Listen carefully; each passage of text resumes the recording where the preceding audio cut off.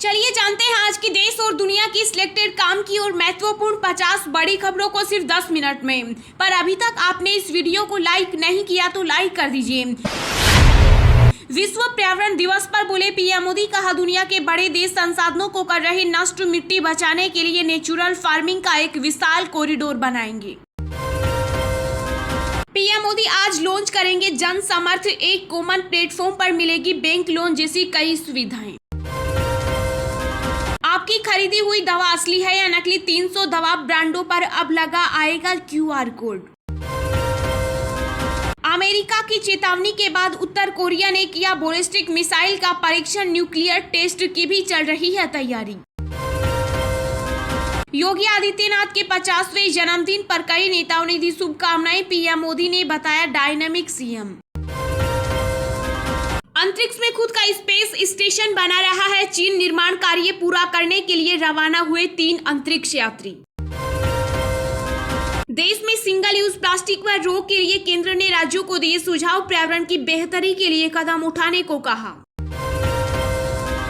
कश्मीर में सुरक्षा की नई रणनीति, टारगेट किलिंग रोकने और आतंकी तंत्र को तबाह करने पर काम हुआ शुरू। पटियाला हाउस कोर्ट में गैंगस्टर लॉरेंस बिश्नोई की हुई पेशी, सिद्धू मूसेवाला की हत्या में शामिल होने से किया इनकार। महाराष्ट्र के सीएम उद्धव ठाकरे ने बीजेपी पर कसा तंज, कहा कश्मीरी पंडितों को दिखाया था घर वापसी का सपना, अब हो रही हत्या। अमेरिकी राष्ट्रपति की सुरक्षा में बड़ी चूक, नो फ्लाई जोन से विमान गुजरा तो सेफ हाउस पहुंचाए गए। अब देश में ही मिलेगी विदेशी यूनिवर्सिटी की डिग्रियां, नियम तय करने के लिए यूजीसी ने बनाई स्पेशल पैनल। स्कोडा भारत में लॉन्च करेगी इलेक्ट्रिक कार, एक बार चार्ज करने पर चला सकते हैं 460 किलोमीटर। आरबीआई ने लोगों को किया अलर्ट, ऑनलाइन नौकरी के फ्रॉड में फंसे तो हो सकता है बड़ा नुकसान। आयुष्मान भारत योजना के लाभार्थियों को बड़ी सौगात, अब सर्जरी का विकल्प भी होगा उपलब्ध, 5 लाख रुपए होगी सीमा। यूपी में संत कबीर की समाधि पर राष्ट्रपति रामनाथ कोविंद ने टेका मत्था, बताया सांप्रदायिक एकता की दुर्लभ मिसाल। कनाडा सरकार बंदूकों की खरीद बिक्री पर लगाएगी लगाम, पीएम जस्टिस ट्रूडो ने पेश किया विधेयक। आंध्र प्रदेश के खेतों में ड्रोन के जरिए खाद छिड़काव करने की तैयारी, योजना पर कार्य कर रही सरकार। राजस्थान के सीएम अशोक गहलोत ने गृह जिले जोधपुर में धर्मांतर के खिलाफ हंगामा प्रदर्शन, विरोध में हिंदू संगठनों ने किया हनुमान चालीसा पाठ। केंद्रीय गृह मंत्री अमित शाह बोले पंजाब में 2024 के लोकसभा चुनाव में सबसे बड़ी पार्टी बनकर उभरेगी बीजेपी। पाकिस्तान के पूर्व प्रधानमंत्री इमरान खान की हत्या की आशंका, इस्लामाबाद में हाई कोर्ट पर सुरक्षा एजेंसियां। रूस की चेतावनी, यूक्रेन ने अमेरिकी रॉकेट रूसी जमीन पर दागे तो पश्चिमी देशों पर हमला तय। टारगेट किलिंग पर आम आदमी पार्टी ने किया प्रदर्शन, सीएम केजरीवाल बोले कश्मीर में हो रहा नरसंहार, देश मांग रहा जवाब। गेहूं के निर्यात को लेकर रूस और पश्चिमी देशों में तनातनी, अमेरिका और ब्रिटेन ने कहा मॉस्को रोक रहा है यूक्रेन का गेहूं। यूपी के सीएम योगी और मायावती ने दी जन्मदिन की बधाई, कहा कुदरत से दीर्घायु की कामना। आरबीआई रेपो रेट में कर सकता है बढ़ोतरी, कर्ज लेना महंगा होने की उम्मीद, एक्सपर्ट ने किया दावा। भाजपा किसी भी धर्म का अपमान करने वालों के खिलाफ पैगंबर मोहम्मद पर टिप्पणी करने के मामलों में नुपुर शर्मा और नवीन जिंदल सस्पेंड। यूपी के ऊर्जा मंत्री एके शर्मा की 2 टूक, बिजली विभाग के अधिकारियों और कर्मचारियों के घर भी लगेंगे मीटर। एसएफजी ने पंजाब के मुख्यमंत्री भगवंत मान को दी जान से मारने की धमकी, कहा बेअंत सिंह की हत्या से सीखो। राजस्थान हाईकोर्ट में इतिहास में पहली बार पति पत्नी बने जज, जस्टिस महेंद्र गोयल के बाद जस्टिस सुभा हाईकोर्ट में जस्टिस नियुक्त। देश में लगातार बढ़ रहा कोरोना का ग्राफ, पिछले 24 घंटों में 4270 नए मामले आए सामने, 15 लोगों की हुई मौत। यूपी के बरेली में दिखा कानपुर हिंसा का असर, प्रशासन ने 3 जुलाई तक इलाके में लगाया कर्फ्यू। कश्मीरी पंडितों के पलायन पर शिवसेना नेता संजय राउत का बीजेपी पर हमला, कहा हालत बेकाबू और सरकार फिल्मों के प्रचार में व्यस्त। ओडिशा में नवीन पटनायक के नए मंत्रियों ने ली शपथ। 2024 चुनाव की तैयारी, जाने कैसे मिली कैबिनेट में जगह। राज्यसभा चुनाव के लिए राजस्थान में बसपा ने बढ़ाई कांग्रेस की मुश्किलें, तो हरियाणा में बिश्नोई ने बिगाड़ा पार्टी का गणित। कर्नाटक में भी मामला दिलचस्प। उत्तर प्रदेश में अनुसूचित जाति के मेधावी छात्रों की पढ़ाई का खर्च उठाएगी योगी सरकार, योजना शुरू करने की तैयारी।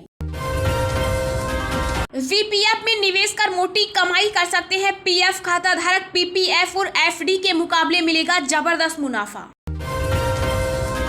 मनीष सिसोदिया के आरोपों पर भड़के असम के सीएम शर्मा बोले, नहीं हुआ कोई भ्रष्टाचार, कोई साबित कर सकता है तो करे।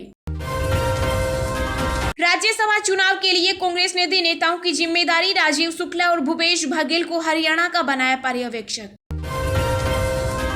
गोवा के 40 विधानसभा क्षेत्रों में शुरू हुआ गरीब कल्याण सम्मेलन। केंद्र सरकार के 8 साल पूरे होने पर हो रहा खास कार्यक्रम। कानपुर हिंसा पर पुलिस का एक्शन प्लान तैयार। काजी ने कहा, एक तरफा ना हो कार्रवाई। बीजेपी ने की साजिश की निंदा। कश्मीर में टारगेट किलिंग पर छत्तीसगढ़ के सीएम भूपेश बघेल ने केंद्र पर साधा निशाना। बोले, आतंकवादियों के खिलाफ फेल हुई रणनीति। आगरा में इस्लामिया लोकल कमेटी के चेयरमैन ने दिया भड़काऊ बयान। कहा, मस्जिद की ओर देखा तो आंख फोड़ देंगे। आम आदमी पार्टी ने उपराज्यपाल विनय कुमार सक्सेना पर दिल्ली सरकार के कामकाज में हस्तक्षेप करने का लगाया आरोप।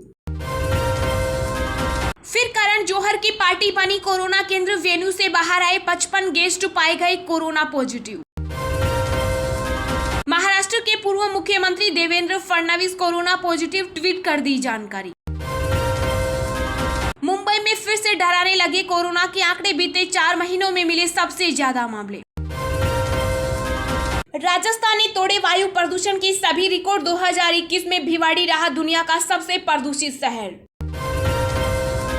झारखंड के छात्रों के लिए विदेश में पढ़ना आसान। यूके और राज्य सरकार मिलकर देगी स्कॉलरशिप।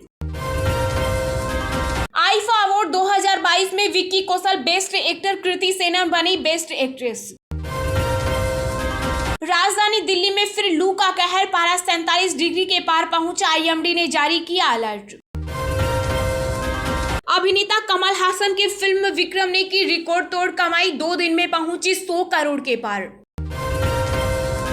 अंडमान में महसूस किए गए भूकंप के झटके। रिक्टर स्केल पर 4.6 मापी गई तीव्रता। चलिए अब जानते हैं जो आम आदमी के काम की और फायदेमंद खबरें हैं उनको विस्तार से।